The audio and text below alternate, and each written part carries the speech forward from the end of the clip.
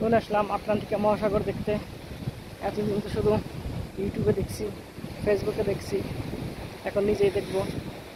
এই পিছনে দেখতে পাচ্ছেন দুই সাইডে সাগর, মাঝখান দিয়ে পাহাড়ের পাথর দিয়ে রাস্তা করছে হাঁটার জন্য। ভালোই অনেক দূর পর্যন্ত গেছে। আমরা হাঁটতেছি প্রায় 10 মিনিট যাবৎ, রাস্তা শেষ হচ্ছে না। মানে সাগরের ভিতর দিকে অনেক দূর পর্যন্ত নিয়ে গেছে এইভাবে। এখানে অনেক বাতাস, পরিবেশটা অনেক সুন্দর। দুই সাইড দিয়ে সাগর, বড় বড় ঢেউ আসতেছে, দেখতে ভালোই লাগতেছে। এই দেখেন কেমন ঢেউ পিছনে, দুই সাইড দিয়ে শুধু ঢেউ আর ঢেউ। গরমের দিন আসলে মনে হয় গোসল করা যাইতো, এখন শীতের দিন, এই জন্য হয়তো কেউ গোসল করতেছে না।